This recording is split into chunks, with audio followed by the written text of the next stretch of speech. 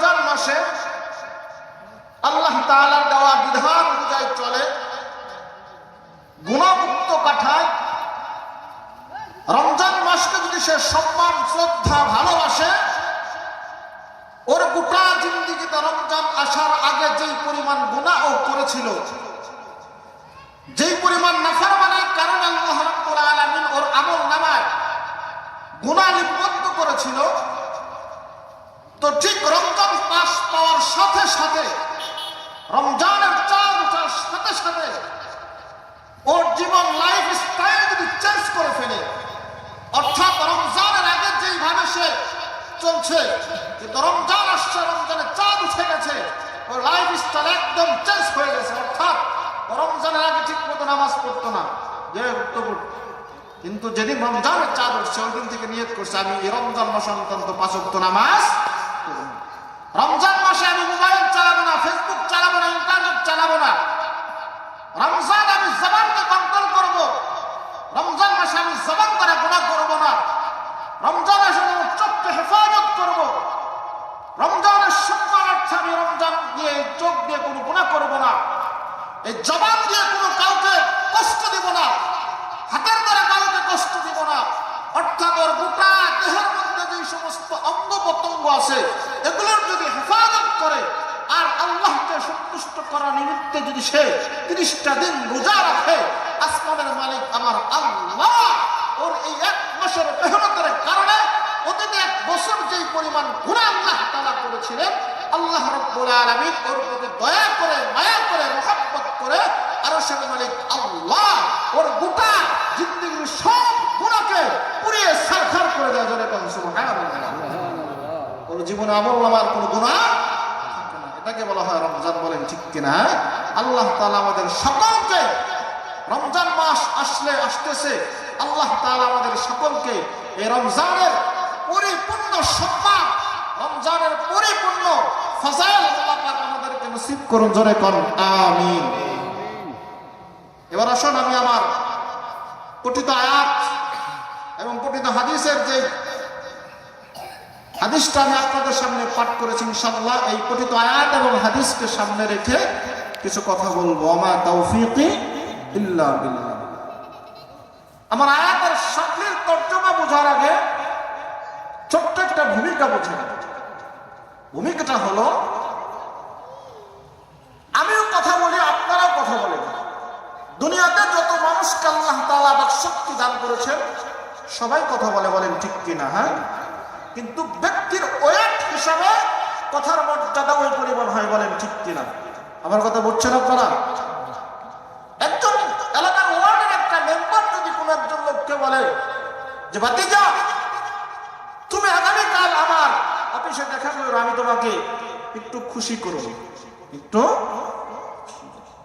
ও তখন চিন্তা করবে যে মেম্বার সাহেব বলছে কিছু না কিছু দিবে, কিছু না কিছু, ও কিন্তু বেশি আশা করবে না, কারণ একটা ওয়ার্ডের মেম্বার ওর কাছে আছে যে দিবে। বলেন ঠিক কিনা?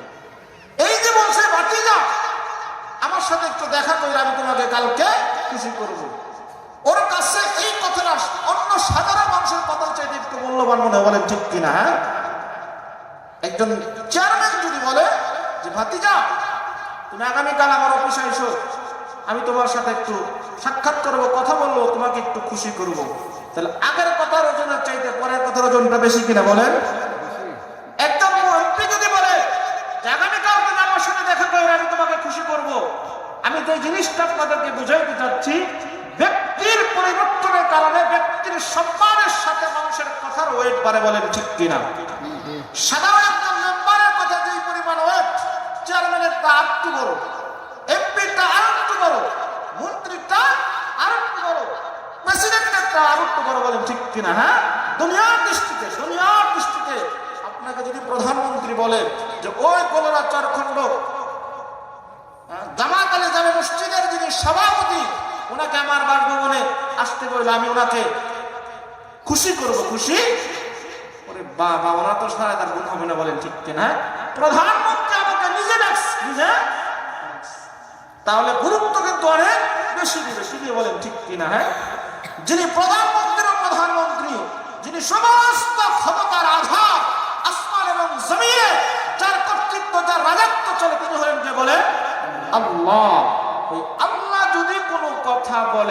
কম দামি না বেশি দামি? আওয়াজ করে বলেন না, কম দামি না বেশি দামি? আমার প্রতিটা আয়াতের মধ্যে আল্লাহ তাআলা মানুষদেরকে একটা অর্ডার করছে।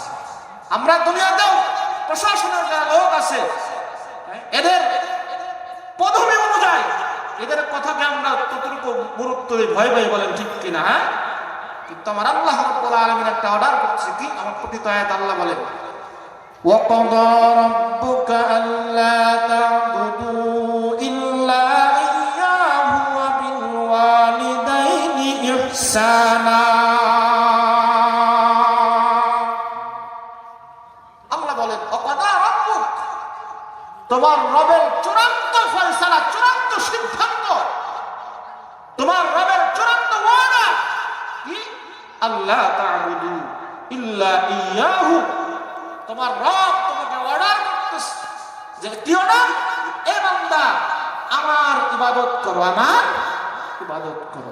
এই অর্ডারটা কে করছেন বলেন? আল্লাহ। এরপরে কি বলেন? ওয়া বিল ওয়ালিদাইনি ইহসানা। আল্লাহ তাআলা বলেন আমার ইবাদত করার পর, আমার দাসত্ব করার পর, আমার গোলামি করার পর এরপরে যে কাজটা তুমি করবা, ওয়াবিল ওয়ালিদাইনি ইহসানা, তুমি তোমার পিতা মাতার সাথে সদ্ব্যবহার করো। জোরে বলেন সুবহানাল্লাহ। পিতা মাতার সাথে সদ্ব্যবহার করার জন্য কে বলছে? দুনিয়ার কোনো মেম্বার, দুনিয়ার কোনো চেয়ারম্যান, দুনিয়ার কোনো মন্ত্রী, দুনিয়ার কোনো প্রেসিডেন্ট না, স্বয়ং আমার আল্লাহ আহকামুল হাকিমিন। আল্লাহ বলেন ওয়াবিল ওয়ালিদাইনি ইহসানা, তুমি তোমার পিতা মাতার সাথে সদ্ব্যবহার। আল্লাহ কি সুন্দর তুলে ধরেছে দেখেন। আল্লাহ বলেন ইম্মা ইয়াবলুগান্না ইনদাকাল কিবারা আহাদুহুমা আও কিলাহুমা ফালা তাকুল লাহুমা উফফিন ওয়া লা তানহারহুমা ওয়া কুল লাহুমা কাওলান কারীমা।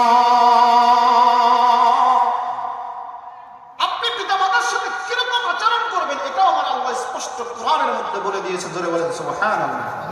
আল্লাহ বলেন ইম্মা ইয়াবলুগান্না ইনদাকাল কিবারা আহাদুহুমা আও কিলাহুমা, আল্লাহ বলেন দুনিয়ার মানুষ, তোমার পিতা মাতা,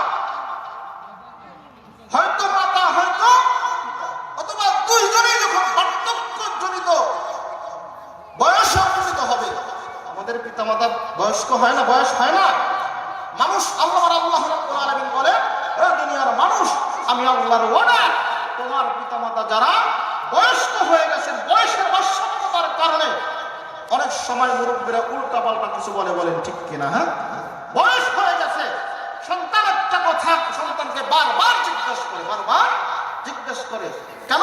বয়স হয়ে গেছে, বাচ্চা মানুষের মতো হয়ে গেছে।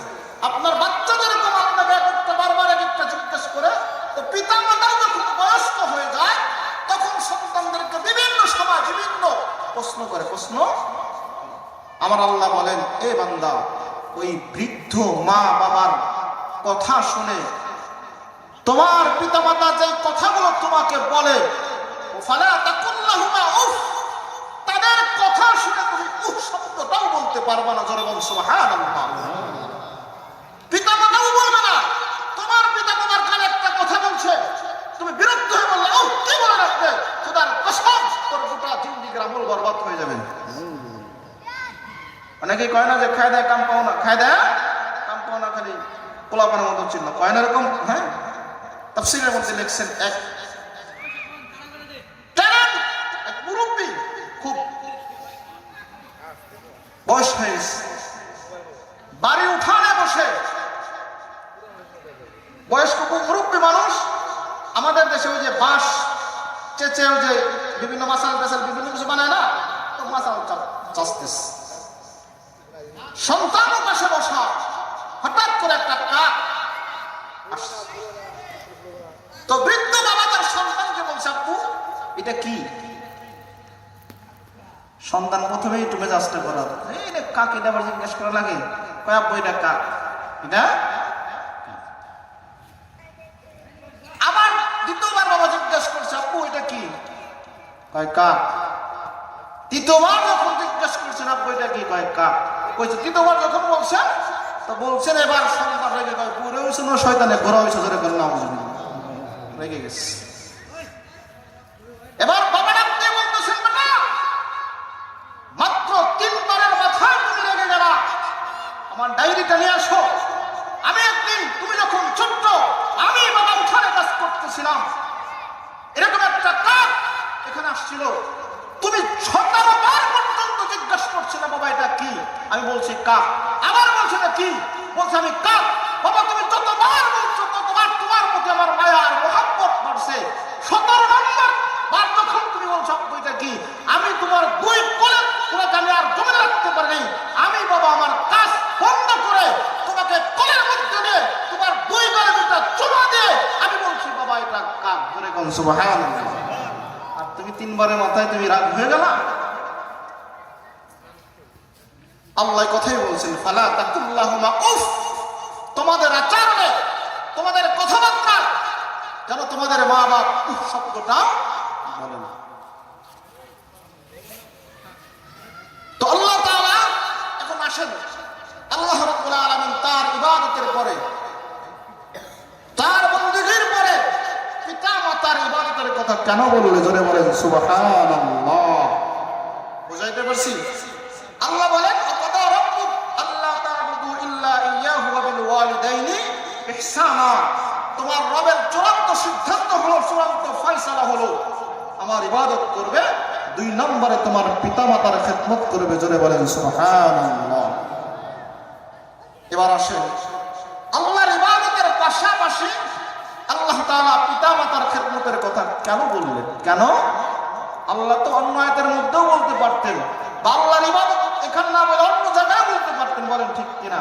আল্লাহর ইবাদতের পর পিতামাতার হকের কথা, পিতামাতার খেদমতের কথা কেন আল্লাহ তাআলা বললেন? মুফাসসিরিনে কেরাম লিখছেন আমাকে আপনাকে আল্লাহ রাব্বুল আলামিন যা কিছু দান করেছে, যা কিছু দান করেছে, রব্বে কারীম যা কিছু আমাদেরকে দান করেছেন সব কিছু আমার আল্লাহ রাব্বুল আলামিন নিঃস্বার্থে দান করেছে। বলেন ঠিক কিনা?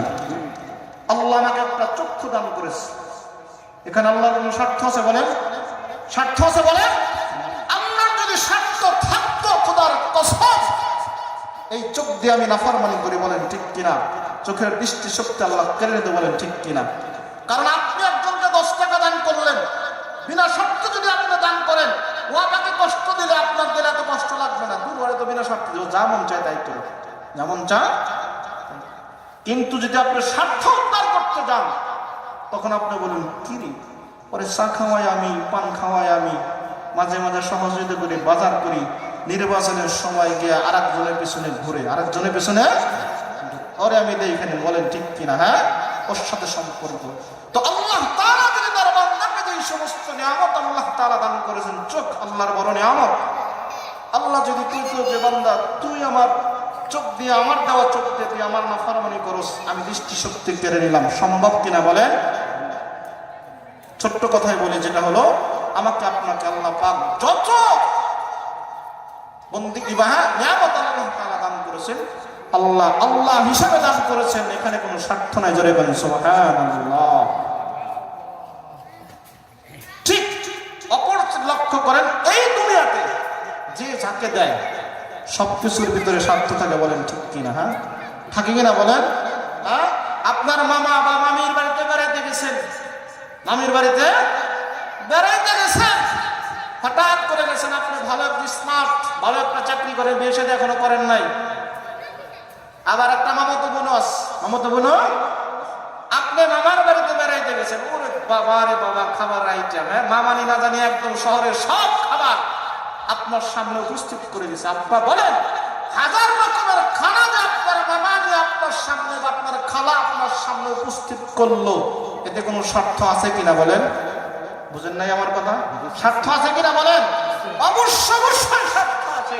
কারণ সে জানে তার এই ছেলেটাকে যদি সাথ করতে পারে, খাওয়াইতে সন্তুষ্ট করতে পারে, মেয়ে কি করবেন? বসাই দিয়ে। বলেন ঠিক কিনা? তাহলে পৃথিবীতে যে যত কিছুই করুক না কেন, কোনো না কোনো স্বার্থ ঠিক। একমাত্র দুনিয়াতে মা এবং বাবা, মা এবং বাবা সন্তানের জন্য যা করে এর মধ্যে কোনো স্বার্থ নাই, বলেন ঠিক কিনা? স্বার্থ আছে বলেন? বিনা স্বার্থে মা এবং বাবা তার সন্তানের জন্য যা কিছু করে, ছোট্ট থেকে করে বড় করছে, শিক্ষিত করছে, এখানে কোনো স্বার্থ। এই জন্য আল্লাহ বলেন, বান্দা দুনিয়াতে শুধুমাত্র কেবলমাত্র তোমার মা বাবাই আছে।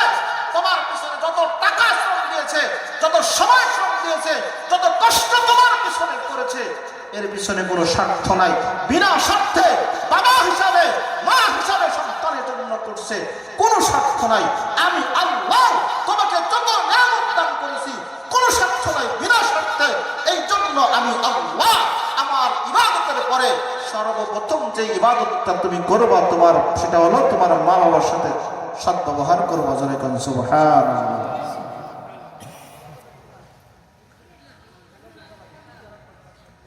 কিতাবের মধ্যে লেখেন, একজন যুবক সৌদিতে থাকে, বিদেশের বাড়িতে থাকে। প্রাথমিক অবস্থায় যখন সে বিদেশে গেছেন, 10 বছর পর আবার দেশে আসছে। 10 বছর পর দেশে আসছে। দেশে আসার পর পিতা মাতার খবর না নিয়ে আবার সে বিদেশে চলে গেছে। বিদেশে যাওয়ার পর খানায় কাবা তওয়াফ করতেছে। খানায় কাবা এমন একটা জায়গা, যেই জায়গার মধ্যে আমার আল্লাহ রাব্বুল আলামিন প্রতিটা মুহূর্ত 360টা করে রহমত নাজিল করে। জোরে কোন সুবহানাল্লাহ। কিন্তু এই যুবক খানায় কাবা যত তওয়াফ করে, কিন্তু তার দিলের মধ্যে শান্তি আসে না। শুধু অশান্তি আর অশান্তি, মন টেকে না মনের মধ্যে, শুধু অশান্তির আগুন ধাউ ধাউ করে জ্বলে। পাশে একজন বুজুর্গ ওই লোকটাকে গর্ব খুলে বলল, ও আল্লাহর ওলি, আমি এই যে যতবার খানায় কাবা তওয়াফ করি, শুধু আজকে না, আজ থেকে 10 বছর পর্যন্ত প্রতি বছর আমি এই খানায় কাবা আসি, খানায় কাবায় তওয়াফ করি, কিন্তু আমার দিলের মধ্যে শান্তি পাই না।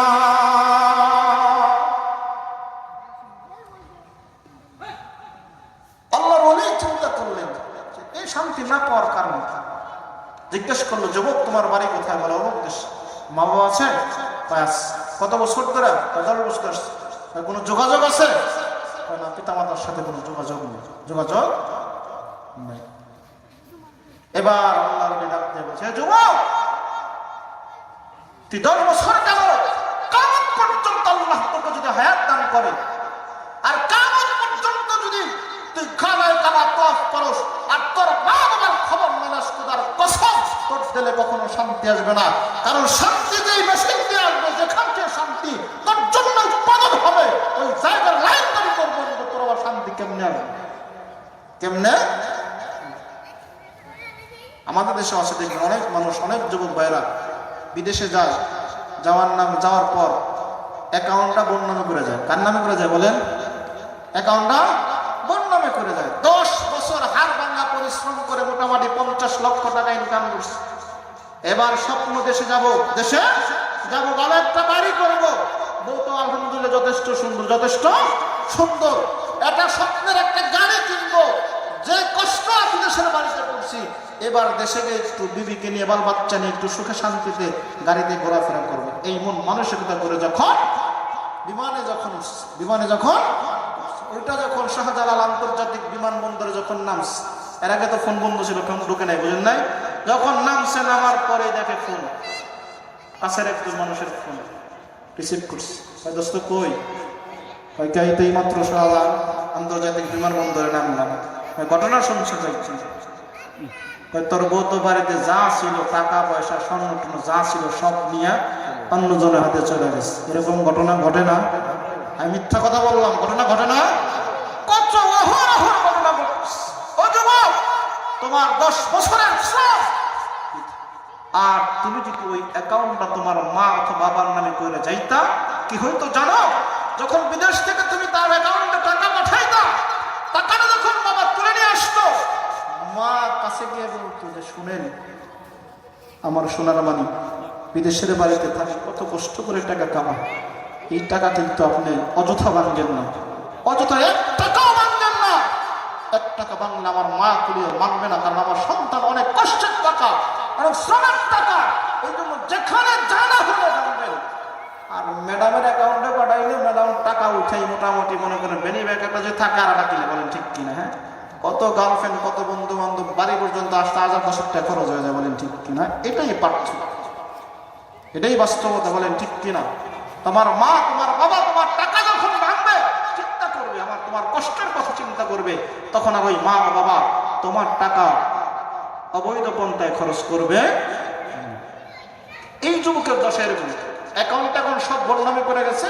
যাওয়ার 2-3 বছর আগে 2-3 বছর পর্যন্ত মোটামুটি যোগাযোগ ছিল, এরপর সব যোগাযোগ বিচ্ছিন্ন। আল্লাহর ওলি বলেন, তোমার পিতা মাতার খবর না নিয়া তুমি যতই হজ করো যতই উমরা করো কাজ হবে না, শান্তি মিলবে। আল্লাহর ওলির ওই কথাটা তার দিলের মধ্যে লাগছে। যেই ভুল কারণে মা বাবার সাথে একবার গেছিলাম যোগাযোগ করে নিই, এবার দুনিয়ার বউ থাকুক আর না থাকুক মা বাবার সাথে দেখা সাক্ষাৎ করব, তাদের সেবা শুশ্রূষা করব, এরপরে আবার বিদেশে এই নিয়ত করে মনে করে বাংলাদেশে আসছে। বাংলাদেশে আসার পর সব চেঞ্জ হয়ে গেছে। আগে যেখানে বাজার ছিল বিশাল বড় বিল্ডিং হয়ে গেছে, আগে যেখানে চক ছিল বিশাল বড় ফ্যাক্টরি হয়ে গেছে, ফ্যাক্টরি হয়ে গেছে। আসছে 10-12 বছর পরে, ওরা তো অনেকেই চিনে, অনেকেই কোন রকম আইডিয়া করে মনে করছে এটা আমাদের এলাকা। যাওয়ার পরে এক চা দোকানদারকে জিজ্ঞেস করছে, ভাই ওই যে অমুক এলাকার গোলরা চারখণ্ডর যে আব্দুর রফিক নামে এক লোক ছিল, তারা চিনেননি আপনি? হ্যাঁ চিনি, ওটা আমার পাশের বাড়ি ছিল। উনি কেমন আছে? উনি কেমন আছে? উনি তো দুনিয়াতে বাঁচা নেই, উনি দুনিয়া থেকে চলে গেছে। এই কথা যখন বলছে যুবকের দিলে একটু ধাক্কা লাগছে। আসলাম বাবা বসে দেখা করার জন্য, বাবা দুনিয়া উনি কেমনে মারা গেছে? এবার চাওয়ালা বলতেছে যে শুনছি ওনার একটা সন্তান ছিল বিদেশে থাকতো, খোঁজ খবর নিত না। এই লোক তার ভিটা বাড়ি বেঁচে সন্তানকে বিদেশ পাঠাইছিল, লাশ পর্যন্ত সন্তান তার খোঁজ খবর না নেওয়ার কারণে না খেয়ে থাকতে থাকতে গ্যাস্ট্রিক থেকে আলসার হয়ে গেছে, আলসার থেকে ক্যান্সার হয়ে গেছে। চিকিৎসার অভাবে ধুকে ধুকে এই লোকটা দুনিয়া থেকে বিদায় নিয়ে চলে গেছে। যুবকের মনে কষ্ট লাগছে। এবার বলেন যে ওনার ওয়াইফ কেমন আছে? ওটাও আছে না? না বাইজে থাকার মতো কি হয়েছে? ওটাও এরকম না খাইতে খাইতে গ্যাস্ট্রিক থেকে আলসার, আলসার থেকে ক্যান্সার। এমন যে জঙ্গলের মধ্যে একটা ছোট্ট এলাকার মানুষ সেটা পুরা ঘর বানিয়েছিল, ওখানেই পড়ে থাকে, রাত দিন 24 ঘন্টা ওখানেই থাকে। এলাকার মানুষ দয়া করে যদি কোনো জাকাত ফিতরা ওরে দেয় তাহলে খায়, নালে না খায় দিন কথা। যুবক চোখের পানি চলে আসছে। যুবক চিন্তা করে, আমি কেমন কুলাঙ্গার সন্তান, চিকিৎসার অভাবে আমার বাবা মারা গেল, আমার বাবার খবর নিতে পারলাম না। আমার মা মরণাপন্ন, আমার মাও গ্যাস্ট্রিক থেকে আলসার, আলসার থেকে ক্যান্সার মরণের বিছানায় দিন কাটায়। আমি কোন মুখ নিয়ে আমি মাকে মা বলে ডাকবো? মা যদি আমাকে বলে তোর মতো কুলাঙ্গার সন্তান আমার দরকার নাই, কারণ চিকিৎসার অভাবে তোর বাবা মারা গেছে, বাবার চিকিৎসা করতে পারে নাই, আমিও মা মরণাপন্ন, এখন আর তোর আমার দরকার নাই, তুই দূর হয়ে যা। যুবক মনে মনে বলে, আমার মা তো তাহলে ঠিক কথাই বলবে। এক পাও সামনে গেলে আবার পিছায়, এইভাবে করতে করতে করতে করতে ওই যুক্তির কাছে যখন ওই যুবককে যখন বলছেন মা মা বলে যখন ডাক দিয়েছেন, মহিলা বিছানায় থেকে উঠতে পারে না। এই মা শব্দটা শোনার সঙ্গে সঙ্গে ওই মহিলার দেহের মধ্যে এমন শক্তি সঞ্চার হয়ে গেছেন, অসুস্থ মানুষ বসতে পারে না, সাথে সাথে উঠে বসে গেছে। জোরে বলেন সুবহানাল্লাহ। মা এবার আস্তে আওয়াজ দিয়ে বলেন, কে রে, এত বছর পরে আমাকে তুই মা মা বলে ডাক দিলি? মা চোখের পানি ছেড়ে দিয়ে বলেন, আমি তোর ডাক শুনেই বুঝতে পেরেছি তুই আমার আদরের সন্তান, কলিজার টুকরা, আমার বুকের ধন। আয় বাবা আয়, আমার কাছে আয়, আমি মা তো চোখে দেখি না, চোখের আলো শেষ হয়ে গেছে, আমি চোখে দেখি না রে বাবা, তুই আয় আমার বুকে আয়, আমি একটু বুকে জড়াইয়া আমি দেখবো তুই আমার আদরের সন্তান কত বড় হয়েছিস। এবার সন্তানও কান্দে, মাও কান্দে। সন্তান বলেন, মা গো আমি এক কুলাঙ্গার সন্তান, আমি আমার বাবার খবর নিতে পারি নাই, আমার বাবা দুনিয়া থেকে বিদায় নিয়ে চলে গেছে। তুমিও তো মরণাপন্ন, একবারও যে কথা বললে না তোর মতো সন্তান আমার দরকার নাই, আমাকে তুমি তাড়িয়ে দিতে পারতা, কিন্তু না না, তুমি বলতেছো আয় আয় আয় আমার বুকে আয়, আমি চোখে দেখি না, আমি তোকে দেখবো, তুই আমার আদরের সন্তান, কত বড় হয়েছি।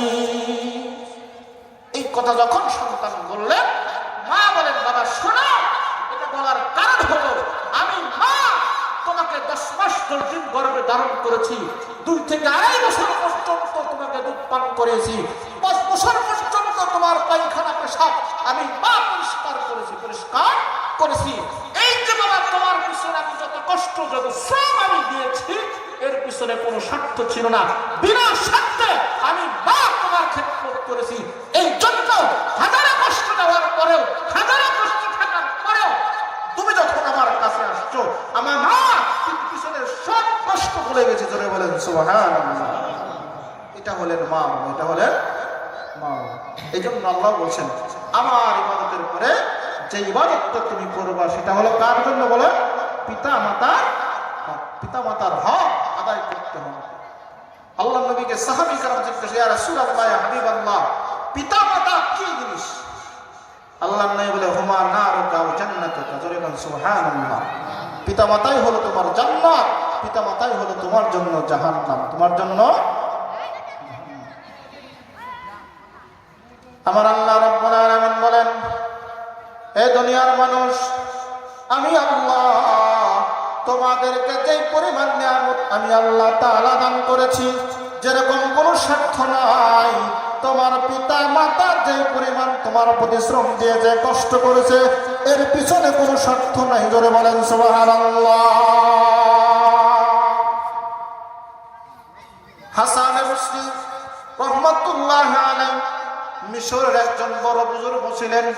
তৎকালীন সময়ের সবচাইতে বড় আল্লাহর ওলি ছিলেন হাসান বসরি। হাসান বসরি, এই হাসান বসরি রাহমাতুল্লাহি আলাইহি মিশরের অনেক বড় একজন আল্লাহর ওলি ছিলেন। ওনার মা যখন বৃদ্ধ হয়ে গেছে, মিশর থেকে মক্কায় ওনার মার দেহটাকে প্যাকেট করে একটা টুকরির মধ্যে মার দেহটা নিয়ে মাথায় করে 3 মাস হেঁটে যেতে লাগতো মক্কাতে, আবার 3 মাস আসতো। প্রতি বছর মায়ের এই দেহটাকে মক্কায় নিয়ে যাইতো, আবার মক্কায় ফিরে আসতো। কেন? উনি যখন হজ করতে যাইতেন মাকেও সাথে নিয়ে যাইতেন, মাকে ছাড়া হজ করতে উনি যাইতেন। এরকম মতো 18 বার গেছে। 18 বছর। কত বছর বলেন? 18 বছর। 19তম বছরে যখন হাসান বসরি রাহমাতুল্লাহি আলাইহি দেখলেন ওনার মা একদম মৃত্যু সজ্জায়, কোনো কিছু মুখে ঠেলে দিলে খায় না, কোন রকম জানটা বেঁচে আছে, কোন রকম। হাসান বসরি রাহমাতুল্লাহি আলাইহি মক্কা এবং মদিনার মধ্যে 25টা খাস জায়গা আছে। কয়টা বলেন? 25টা খাস জায়গা আছে, যেই জায়গায় দাঁড়িয়ে দোয়া করলে আল্লাহ দোয়া কবুল করে। জোরে বলেন সুবহানাল্লাহ। এই হাসান বসরি রাহমাতুল্লাহি আলাইহি 25টা জায়গায় মায়ের টুকরিটা নামাইয়া আল্লাহর কাছে দোয়া করে, আল্লাহ তুমি তো দেখছো আমি আমার মাকে কি পরিমাণ মুহাব্বত আর ভালোবাসি। 18 বছর পর্যন্ত প্রতি বছরে 6 মাস আমি আমার মায়ের দেহটাকে টুকরির উপর রেখে 3 মাস পর্যন্ত যাইতাম, আবার 3 মাস পর্যন্ত আসতাম। ও আল্লাহ, এই জন্য কষ্ট আমি আমার মায়ের জন্য করলাম। আমার মা আমাকে খাওয়াইছে, আমি আমার মাকে খাওয়াই দিয়েছি। আমার মা আমাকে গোসল করাইছে, আমি আমার মাকে গোসল করাইছি। আমার মা আমাকে মাথায় তেল দিয়ে দিয়েছে, আমি আমার মাকে তেল দিয়ে দিয়েছি। ও আল্লাহ, আমার মা আমাকে যেই পরিমাণ খেদমত করেছে, আমি হাসান বসরি ওই পরিমাণ খেদমত করেছি। আল্লাহ, আমি কি আমার মায়ের ঋণ শোধ করতে পারছি? দোয়া করতে আল্লাহ, আমি কি আমার মায়ের ঋণ শোধ করতে পারছি? হযরত হাসান বসরি রাহমাতুল্লাহি আলাইহি যখন এই দোয়া করতেছেন, আমার আল্লাহ ইলহামের মাধ্যমে হাসান বসরি রাহমাতুল্লাহি আলাইহিকে বললেন, ও হাসান বসরি, মাত্র 18 বছর পর্যন্ত তুমি তোমার মায়ের দেহটাকে টানছো, 6 মাস 3 মাস মক্কায় নিয়ে গেছো, আবার 3 মাস মক্কায় থেকে দেশে নিয়ে আসছো। 18 বছর, 18 বছর। এই 18 বছর তোমার মায়ের খেদমত করার কারণে তুমি আমার কাছে জানতে চেয়েছো আমি আল্লাহ তোমার মায়ের হক তুমি আদায় করতে পেরেছো কিনা জিজ্ঞাসা করতেছ। ও হাসান, আমি আল্লাহ 18 বছর নয়, আমি আল্লাহ তোকে যদি কিয়ামত পর্যন্ত হায়াত দান করতি, কিয়ামত পর্যন্ত আমি তোকে যদি হায়াত দান করি, আর কিয়ামত পর্যন্ত তুমি যদি তোমার মায়ের বাক্স বানাইয়া মাথায় করে নিয়ে কিয়ামত পর্যন্ত মক্কা মদিনায় ঘুরো, ও হাসান বসরি, তোমার হায়াতের জিন্দেগি শেষ হয়ে যাবে। কিন্তু তুমি যেই দিন দুনিয়াতে আসছিলা, আসার আগ মুহূর্তে তোমার মায়ের কলিজার মধ্যে একটা লাথি মারছিলা, ওই লাথির ঋণটা পর্যন্ত তুমি শোধ করতে পারবা না। তুমি 20 বার 18 বার নাই, আল্লাহ কি বললেন? কিয়ামত পর্যন্ত তুমি তোমার মায়ের মাকে যদি খেদমত করো, দুনিয়াতে আসার আগে তুমি তোমার মায়ের কলিজার মধ্যে যে একটা লাথি, একটা আঘাত দিয়েছিলা, ওই আঘাতের মা সব শুরু করে দিয়েছিল। আমার আল্লাহ বলেন, ও হাসান বসরি, এই মায়ের এই লাথির ঋণ তুমি কিয়ামত পর্যন্ত তোমার মায়ের দেহ টেনে শেষ করতে পারবা না, হক শেষ করতে পারবা না। জোরে বলেন সুবহানাল্লাহ। কেমন সম্পদ মা এবং বাবা, জোরে বলেন না সুবহানাল্লাহ। আমাদের যাদের আছে আলহামদুলিল্লাহ, ভাই যুবক ভাইরা, ও বাবাজিরা, যাদের মা বাবা আছে, জান্নাত তোমার বাড়িতে, জান্নাত কোথায় না। তুমি তোমার মা বাবার খেদমত করো, খোদার কসম পৃথিবীর এমন কোন আইন নাই কাল কিয়ামতের ময়দানে তোমার মা বাবা যদি সন্তুষ্ট থাকে, তোমাকে আল্লাহ তুমি জান্নাত থেকে বাধা দেয় রাখবে। জোরে বলেন ঠিক কিনা? আর তুমি যতই বড় বুজুর্গ হও, যতই আল্লাহওয়ালা হও, যতই মুফাসসির মুফতি হও, তোমার উপরে তোমার পিতা মাতা যদি অসন্তুষ্ট থাকে, পৃথিবীর এমন কোনো আমল নাই যে তোমাকে জান্নাতে নিয়ে যাবে। বিশাল বড় নিয়ামত। এই জন্য যাদের মা বাবা আছেন, আমরা তাদের খেদমত করবো, বলেন ঠিক কিনা? সামনে রমজান আসতেছে, আল্লাহর পয়গম্বর বলছেন, আল্লাহর পয়গম্বর একদিন জুমার নামাজের সময় মসজিদে নববীর মেম্বারের মধ্যে যখন প্রথম পা রাখলেন, বলেন আমিন। দ্বিতীয় মেম্বারে পা রাখলেন, বললেন আমিন। তৃতীয় মেম্বারে যখন পা রাখলেন, বললেন আমিন। সাহাবায়ে কেরাম লক্ষ্য করলেন, আল্লাহর নবী মাঝে মাঝে শুক্রবারে আসে, কিন্তু কখনো আমিন বলেন। আজকে কেন আমিন বললেন? আজকে কেন আমিন বললেন? আল্লাহর নবীকে সাহাবায়ে কেরাম জিজ্ঞাসা করলেন, ইয়া রাসূলুল্লাহ, ইয়া হাবিবাল্লাহ, ওগো নবীজি, আপনি কেন আমিন বললেন? কেন আমিন বললেন? আল্লাহর নবী বলেন, ও আমার সাহাবীরা শোনো, আমি নবী যখন প্রথম সিঁড়িতে যখন পা রাখলাম, জিবরাইল আমাকে বলল, ইয়া রাসূলুল্লাহ, ইয়া হাবিবাল্লাহ, ওগো নবীজি, আপনার ওই উম্মত ধ্বংস হোক যে তার পিতা মাতাকে পাওয়ার পরেও জান্নাত কামাই করতে পারল না। নবীজি বলেন, জিবরাইল যখন এই কথাটা বললেন, আমার কাছে ভালো লাগছে। জিবরাইল দোয়া করছেন, জিবরাইল দোয়া দিয়েছেন, যারা পিতা মাতার ঘরে থাকা সত্ত্বেও, জীবিত থাকা সত্ত্বেও জান্নাত কামাই করতে পারল না, তার মতো হতভাগা মানুষ আর হতে পারে না। আল্লাহর নবী বিশ্ব নবী সেটার উপর আমিন বলছেন, আমিন বলছেন, বলেন ঠিক কিনা? জিবরাইল আমিন বদদুয়া করলেন, আর নবী আমিন বললেন, কবুল হইতে দেরি হবে কিনা বলে? তাহলে আল্লাহর নবী বলছেন, রিদাল রাব্বি ফি রিদাল ওয়ালিদাইন।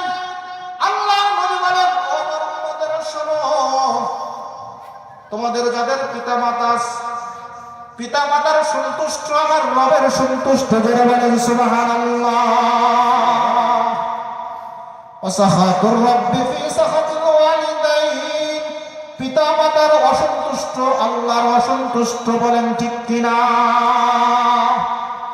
এই জন্য আপনি এবার চিন্তা করেন, হিসাব মিলান, কাকে আপনি সন্তুষ্ট করবেন। যদি রবের সন্তুষ্ট আপনি চান, রবের খুশি যদি আপনি চান, তাহলে পিতা মাতার সন্তুষ্ট লাগবে, বলেন ঠিক কিনা?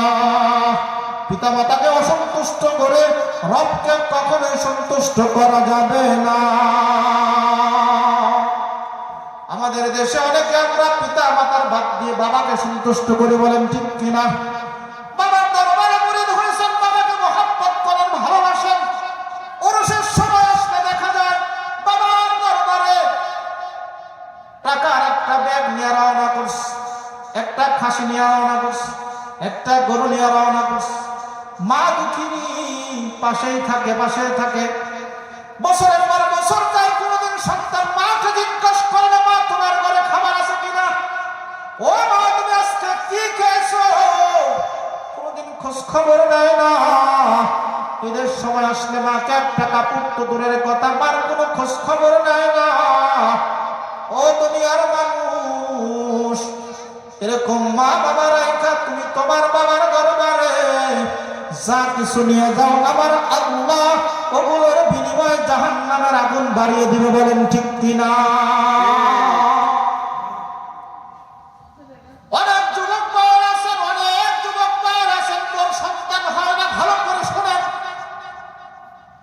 বিভিন্ন কবিরাজের কাছে গিয়েছেন, বিভিন্ন ডাক্তারের কাছে গিয়েছেন, কত টাকা পয়সা খরচ করেছে। ও পর্দার মা, যাদের সন্তান হয় না, আমার আমলটা একটু পরীক্ষা করে দেখবেন। কত ডাক্তারের কাছে ঘুরছেন, কত কবিরাজের কাছে ঘুরছেন, কত দুনিয়ার ডাক্তার, কত জায়গায় গেছেন, কিন্তু সন্তান হয় না। ও মা, যাদের শাশুড়ি আছে, যাদের শ্বশুর আছে, ও যুবক ভাই, যাদের মা বাবা আছে, একটু গভীর মনোযোগ দিয়ে শোনো। মা বাবার সাথে ভালো ব্যবহার করো, মা বাবাকে খুশি করো।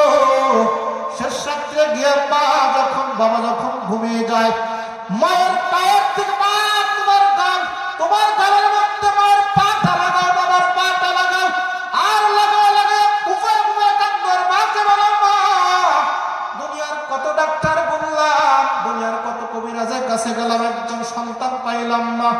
ও মা, মাগো তোমার নবী বলেছেন, আমার নবী বলেছেন, পিতা মাতার দোয়া এমন রাইফেলের গুলি মিস হতে পারে, কিন্তু পিতা মাতার দোয়া কখনো মিস হয় না। জোরে বলেন সুবহানাল্লাহ।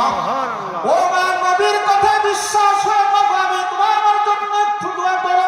খোদার কসম, এই শেষ রাতে, গভীর রাত্রে যখন তোমার গালটা তোমার মায়ের পায়ের নিচে যখন ঠেকাইবা, তোমার মা দিলটা এমন খুশি হয়ে যাবে, এমন খুশি হয়ে যাবে।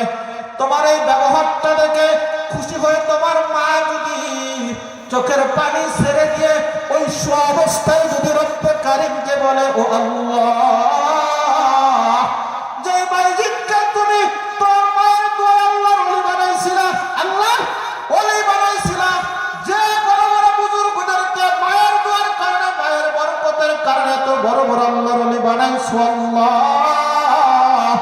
আমার খোকা একটা সন্তানের জন্য কাঁদতেছে, ও মালিক আজকে রাত্রে যে ব্যবহারটা আমার সন্তান করলো, আমি খুশি হয়ে গেছে, আমি মায়ের কলিজা খুশি হয়ে গেছে।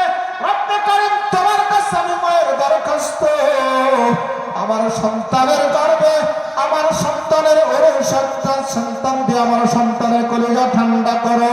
খোদার কসম, একদিন নয়, 2 দিন নয়, এরকম ভাবে তুমি তোমার পিতা মাতাকে সন্তুষ্ট করে তুমি যদি তোমার পিতা মাতার থেকে দোয়া নিতে পারো, খোদার কসম আমার আল্লাহ অবশ্যই তোমার ওরসে সন্তান দান করবে, বলেন ঠিক কিনা?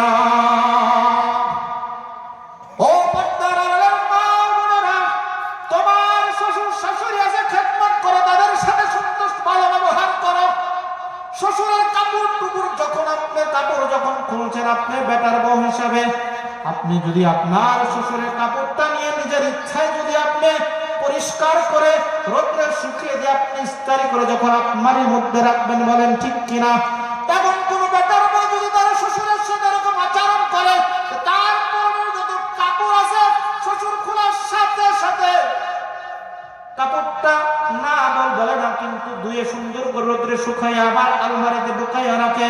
শ্বশুর যখন কোথায় যাবে, পোশাক যখন চায়, বেটার বউ যখন দৃশ্যটা দিয়ে দিবা, বই যে আপনার কাপড়, আপনার কাপড়। ও দুনিয়ার মা বোনেরা, কোথায় দৌড়ায়, কোথায় যাও? খোদার কসম, তোমার শ্বশুর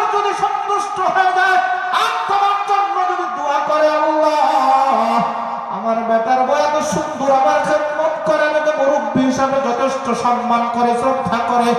ও মালিক, আমি তোমার কাছে দরখাস্ত জানাইলাম, আমার বেটার বড় জীবনের সব আশা পুরো করে দাও।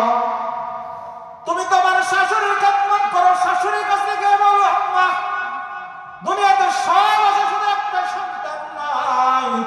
ও মা, তুমি আমার মুরব্বী, তুমি আমার অভিভাবক। মাগো, তোমার খেদমত করতে পারি আর না পারি, যদি মায়ের সাথে ভালো ব্যবহার করো, শাশুড়ির সাথে ভালো ব্যবহার করো, শাশুড়ির কাছ থেকে যদি তুমি দোয়া নিতে পারো, দোয়া নিতে পারো, তাহলে 100% তোমার কপাল খুলে যাবে। আমার আল্লাহ তোমার কোনো অভাব রাখবে না। বলেন ঠিক কিনা? দুনিয়াতে অনেক সময় দেখবেন সন্তান বিবাহ করছে, কালো ভূত মেয়ে, একদম দেখতে কোনো বেসাইজ, একদম দেখতে পারে না, দেখতে বউকে দেখতে পারে না, খালি মারে, খালি। ওই মহিলাও চিন্তা করছে বিবাহিত মানুষ জীবনে একটাই। বলেন ঠিক কিনা? মহিলাও চিন্তা করছে আমার স্বামী আমাকে যতই টর্চার করুক, যতই নির্যাতন করুক, আমি আমার স্বামী ছাড়া অন্য কোথাও যাব না। ও বন্ধুরা, মা বোনেরা শোনো, আমার পয়গম্বর বলছে, আল্লাহর নবী যেদিন জান্নাত এবং জাহান্নাম মেরাজের রজনীতে দেখছেন, জাহান্নামের মধ্যে জাহান্নামীদেরকে দেখছেন, আল্লাহর নবী মেরাজ থেকে এসে বলে সাহাবায়ে কেরামদেরকে বলেন, আমি জাহান্নামে যত মানুষ দেখতেছি ম্যাক্সিমাম হলো নারী, ম্যাক্সিমাম হলো নারী। সাহাবায়ে কেরাম জিজ্ঞাসা করে, ইয়া রাসূলুল্লাহ, কেন এত বেশি নারী জাহান্নামে যাবে? আল্লাহর নবী বলেন, ওরা স্বামীর নাফরমানি করার কারণে, স্বামীর অবাধ্য হওয়ার কারণে ওরা জাহান্নামী হবে। আল্লাহর নবী বিশ্বনবী দুজাহানের বাদশা, বিশ্বনবী যদি তার কলিজার টুকরা সন্তান ফাতেমা রাদিয়াল্লাহু তাআলা আনহাকে হযরত আলী রাদিয়াল্লাহু তাআলা আনহুর সাথে বিবাহ দিলেন, এবং ফাতেমার বিবাহের বয়স যখন হলো, বিভিন্ন জায়গায় থেকে প্রস্তাব আসছে। হযরত আবু বকর প্রস্তাব দিছে, ওমর প্রস্তাব দিছে, উসমান প্রস্তাব দিছে, বড় বড় সাহাবায়ে কেরাম বিভিন্ন দেশ থেকে বিভিন্ন টাকাওয়ালারা নবীর মেয়েকে বিবাহ করার প্রস্তাব দিছে, নবী রাজি হয় না। হযরত আবু বকর, হযরত ওমর বলেন, আলী, আমরা কতজন প্রস্তাব দিলাম, নবী রাজি হয় না। আমার মনে হয় তুমি প্রস্তাব দিলে নবী রাজি হবে। জোরে বলেন সুবহানাল্লাহ। হযরত আলী বলেন, ভাই ওমর, আবু বকর, আপনি কি বলেন? আমি আলী, আমার থাকার মতো কোনো ঘর নাই, আমার কোনো বাড়ি নাই। মুহাম্মদের বাড়িতে, নবীজির বাড়িতে আমি থাকি। নবী খাইলে আমি খাই, নবী না খাইলে আমি খাই না। আপনারা জানেন আল্লাহর নবী হযরত আলী রাদিয়াল্লাহু তাআলা আনহু নবীর বাড়িতেই থাকতেন। আমাদের দেশে যেরকম রাখাল রাখে, বলেন ঠিক কিনা, ওরকম ভাবে নবী খাইলে আলী খাইতো, নবী না খাইলে আলী খাইতো না। আলীর কোনো টাকা পয়সা ছিল না, কোনো কিছু ছিল, এরকম নিঃস্ব গরিব। হযরত আলী বলেন, আবু বকর, আমি কিভাবে কোন মুখ নিয়ে আমি নবীর কাছে নবীর মেয়ের প্রস্তাব নিয়ে যাব? না না না। হযরত আবু বকর, ওমর বলে, আলী তুমি যাও, আমাদের বিশ্বাস আল্লাহ নবী তোমার অপেক্ষায় আছে। জোরে বলেন সুবহানাল্লাহ। বিবাহের প্রস্তাব নিয়ে যাই, সর্ব কথা না। হযরত নবীজি মসজিদে নববীর মধ্যে বসা, আলী রাদিয়াল্লাহু তাআলা মাথা নিচু করে মসজিদে ঢুকতে, জোরে বলেন সুবহানাল্লাহ। ঢোকা দেখে আর চেহারা দেখে বুঝতে পারছেন যে আলী আমার মেয়ের প্রস্তাব নিয়ে আসছেন। আল্লাহর নবী ডাক দেন, আলী আসো আসো, আমি তো তোমার অপেক্ষায় আছি। জোরে বলেন না সুবহানাল্লাহ। সুবহানাল্লাহ। আলী আমার মেয়ের প্রস্তাব নিয়ে আসছো? নবী বলেন, আমি রাজি, মোহরের ব্যবস্থা করো। আলী বলেন, আমি কি মোহর দেব? আমার কাছে কোনো কিছুই নাই। যুদ্ধের জন্য আলীর একটা হেলমেট ছিল, আর একটা তরবারি ছিল, তরবারি আর একটা যুদ্ধের পোশাক ছিল, পোশাক ছিল। আল্লাহর নবী বলেন, ও আলী, পোশাক ছাড়াও যুদ্ধ চলে, হেলমেট ছাড়াও যুদ্ধ চলে। এক কাজ করো, তুমি হেলমেটটা আর পোশাকটা বিক্রি করে মোহরের ব্যবস্থা করো। জোরে বলেন সুবহানাল্লাহ।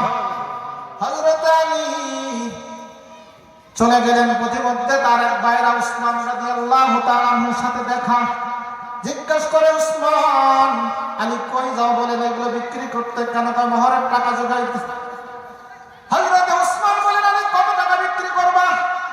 একটা দাম বললেন 80 দিরহাম। ফাতেমার বিবাহের মোহর ছিল, মোহরের ফাতিমি যেটাকে বলা হয় 80 দিরহাম, বা যে মোহর নির্ধারণ ছিল ওই পরিমাণ। উসমান কিনে নিলেন। নেওয়ার পর উসমান ডাক দেয়া বলেন, আলী শোনো। কি? আমি তো তোমার ভাইরা। কাহা? ভাইরা হিসাবে দাওয়াত খাইলে কিছু গিফট দেওয়া লাগে, বলেন ঠিক কিনা? দেন না আপনারা? ভাইরা বিয়েতে, হ্যাঁ, শালীর বিয়েতে আপনার হাদিয়া দেন না? হাদিয়া দেন না? তো হযরত উসমান বলেন, ও আলী, আমার তো কিছু হাদিয়া দেওয়ার কাম। আমার একমাত্র শালী, শোনো, এই যে তোমার কাছ থেকে আমি জিনিসটা ক্রয় করলাম, এগুলোর দাম আমি তোমাকে দিলাম, আর এই দুইটা বস্তু আমি তোমাকে হাদিয়া দিলাম। যারা বলেন সুবহানাল্লাহ। এ যুবক ভাইরা, বৃদ্ধ বাবাদের ভালো করে শুনবেন। দুজাহানের বাদশা বিশ্ব নবী মুহাম্মদুর রাসূলুল্লাহ সাল্লাল্লাহু আলাইহি ওয়াসাল্লাম যদি ইচ্ছা করতেন ফাতেমার বিবাহ মক্কা মদিনা নয়, গোটা তামাম বিশ্বের মধ্যে সবচাইতে বড় লোকের সাথে বিবাহ দিতে পারতেন। বলেন ঠিক কিনা? শুধু তাই নয়, আল্লাহর নবী যদি মনে করতেন আমার মেয়ের বিবাহ আমি গোটা তামাম আরব এবং মক্কাবাসীকে দাওয়াত করে খাওয়াবো, তাও পারতেন। বলেন ঠিক কিনা? পারতেন কিনা? বলেন। আমার আপনার দিকে তাকাইয়া দেখবেন, মেম্বারের মেয়ের বিয়েতে যতটুকু অনুষ্ঠান হয়, চেয়ারম্যানের ডাকতে বড়, যার যত টাকা অনুষ্ঠান তত বড়। বলেন ঠিক কিনা? হযরত ফাতেমার বিবাহের ইতিহাস দেখেন। হযরত ফাতেমা রাদিয়াল্লাহু তাআলা আলীর সাথে বিবাহ হয়ে গেল, বিবাহ বন্ধন আবদ্ধ হয়ে গেল। এবার ফাতেমাকে স্বামীর ঘরে উঠাইয়া দিবে। আলীকে বললেন, আলী তুমি একটা ঘরের ব্যবস্থা করো। ঘর ব্যবস্থা করলেন। যেই দিন রাসূলুল্লাহ সাল্লাল্লাহু আলাইহি ওয়াসাল্লাম তার মেয়েকে আলীর ঘরে যেদিন পাঠাবেন, সেদিন হযরত পয়গম্বর আলাইহিস সালাতু ওয়াস সালাম উম্মে আইমান রাদিয়াল্লাহু তাআলা আনহাকে বললেন, ও উম্মে আইমান, আমার মেয়েকে তুমি আলীর ঘরে দিয়ে আসো। জোরে বলেন সুবহানাল্লাহ। কি অবস্থায় ফাতেমা উঠান ঝাড়ু দিতেছে, উঠান ঝাড়ু দিতেছে। উম্মে আইমান বলেন, ফাতেমা ঝাড়ু না করবে কেন? স্বামীর বাড়িতে যাইতে হবে। ওই অবস্থায় না ছিল কোনো নতুন কাপড়, না ছিল কোনো অনুষ্ঠান, না ছিল কোনো ফার্নিচার। বলেন ঠিক কিনা? ওই অবস্থায় দইরা ফাতেমাকে আলীর ঘরে দিয়ে আসলেন। জোরে বলেন সুবহানাল্লাহ। আল্লাহর পয়গম্বর বুঝতে পারলেন মেয়ের মনটা একটু খারাপ, স্বাভাবিক। বলেন ঠিক কিনা? বিবাহ অনুষ্ঠানে যদি একটু মেয়েকে ভালো মন্দ ভালো জিনিস পাঠিয়ে বলে একটু স্বামীকে, তো মেয়েও মন খারাপ। নবী বুঝতে পারছেন। সকালবেলা মাগরিবের নামাজ পড়ে বা ইশারের নামাজ পড়ে নবী আলীর বাড়িতে গেছে। আলীর বাড়িতে গেছে, গিয়া মাকে ডাক দিয়ে বলছে, ফাতেমাকে ডাক দিয়ে, আলীকে ডাক দিয়ে বলছে, আলী শোনো। দুইজনকে বুকের মধ্যে একটা চাদরের মধ্যে নিয়ে দোয়া করছেন, আল্লাহ, ও আসমানের মালিক আল্লাহ, আমার কলিজার টুকরা সন্তান ফাতেমা এবং আমার জামাতা আলী, এদের প্রতি আপনি রহমত নাজিল করেন, বরকত নাজিল করেন। জোরে বলেন সুবহানাল্লাহ। আলীকে ডাক দেয়া বলেন, ও আলী, আমার কাছে আসো, শোনো। ও আলী, আমার একমাত্র মেয়ে, কলিজার টুকরা, আমার যতগুলো মেয়ে আছে, আমার ফাতেমাকে আমি নবী সবচাইতে বেশি ভালোবাসি। আল্লাহ নবী ফাতেমাকে কি পরিমাণ ভালোবাসতেন! কোন সফরে গেলে শেষ দেখা হযরত ফাতেমার সাথে করতেন। আমার সফর থেকে যখন ফিরে আসতেন, নবীজি ফাতেমার সাথে এসে দেখা করতেন। এরপরে অন্য কোন স্ত্রীদের সাথে দেখা করতেন। জোরে বলেন সুবহানাল্লাহ। এমন আদরের টুকরা, কলিজার টুকরা মেয়ে যখন আলীর সাথে বিবাহ দিল, আলীকে ডাক দিয়ে বলে, আলী শোনো, আমি আমার ফাতেমাকে অনেক ভালোবাসি, অনেক ভালোবাসি। আলী শোনো, তুমি যদি আমার মেয়েকে কষ্ট দাও, আমার মেয়েকে কষ্ট দাও, আমি নবী কষ্ট পাবো, আমি নবী কষ্ট পাবো। কথাটা ভালো করে বুঝেন। আলীকে গিয়ে বললেন, আলী, তুমি যদি আমাকে কষ্ট, আমার মেয়েকে কষ্ট দাও, আমি নবী কষ্ট পাবো। এবার ফাতেমাকে ডাক দেয়া বলে, ফাতেমা এদিকে আসো। ও মা, মন খারাপ কইরো না, আমি তোমাকে অন্য কোন, তুমি মনে কইরো না টাকা নাই, ঘর নাই, বাড়ি নাই, কিন্তু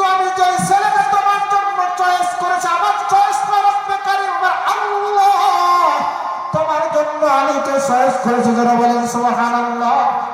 ও ফাতেমা, আলীর বাড়ি না থাকতে পারে, গাড়ি না থাকতে পারে, কিন্তু আমার আলী হলেন, আমি নবী হইলাম এই মদিনার ইলমের শহর, আর আমার আলী হলেন তার দরজা, যারা বলেন সুবহানাল্লাহ। ও মা, শোনো, একটা কথা ভালো করে শোনো, তোমার স্বামী আলী, একটা কথা ভালো করে শোনো মা, তুমি যদি আলীর মনে কষ্ট দাও, স্বয়ং আল্লাহ কষ্ট পাবে, জোরে বলেন সুবহানাল্লাহ। কথাটা বুঝছেন আপনারা? আলীকে কি বললেন? আলী, যদি আমার মেয়েকে কষ্ট দাও, আমি নবী কষ্ট পাবো। আর ফাতেমাকে বলতেছেন, ও ফাতেমা, তুমি যদি আলীকে কষ্ট দাও, সব কে কষ্ট পাবে? আওয়াজ করে বলেন, কে কষ্ট পাবে? আমার আল্লাহ কষ্ট পাবে।